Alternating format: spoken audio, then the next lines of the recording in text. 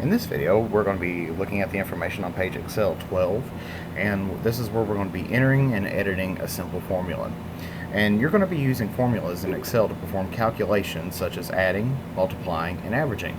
Formulas in Excel worksheets start always with the equal sign, and that's what we call the formula prefix. So just always remember that the formula prefix is the equal sign, and that's what every formula starts with.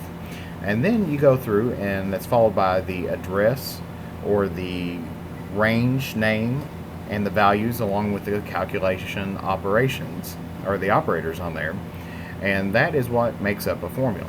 Of course, the calculation operators indicate what type of calculations you want to perform on the cells, ranges, or values that you indicated after the formula prefix. They can include arithmetic operators, which perform mathematical calculations such as adding or subtracting. They can be comparison operators, which compare the values for the purpose of true or false results. They could be a text operator, which joins strings of text together in different cells.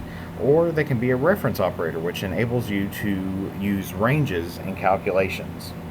So let's take a look now at the steps on page 12, and step 1 tells us that we want to click on cell G5.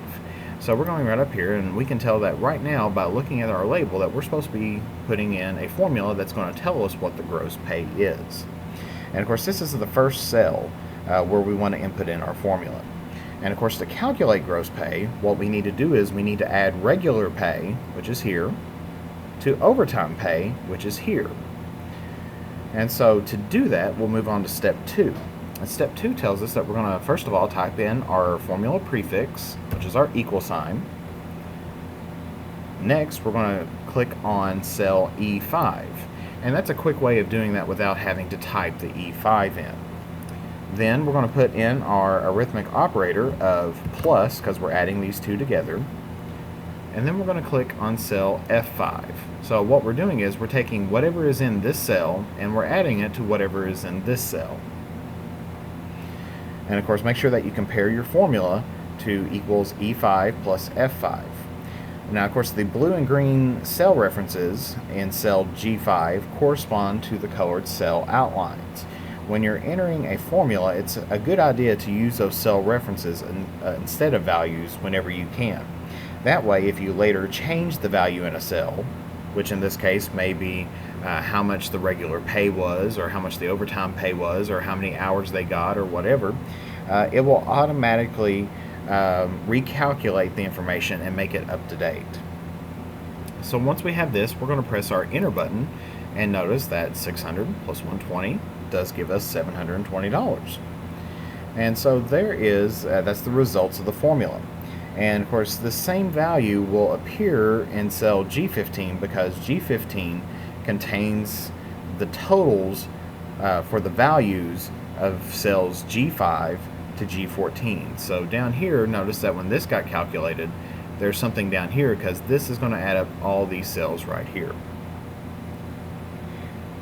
Of course next we're going to click on cell F5 on there.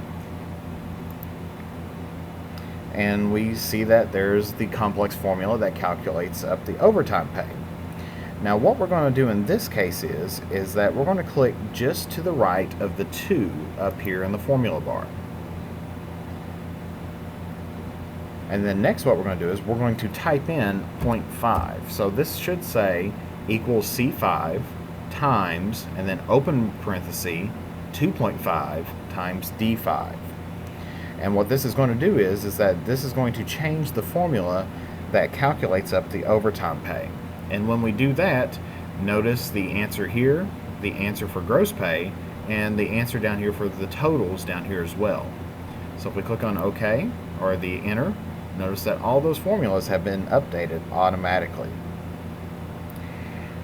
Now of course remember when we're talking about cell ranges, sometimes it could be difficult to remember the cell locations of critical information in a worksheet. But when you use the cell names, that can make this task much easier.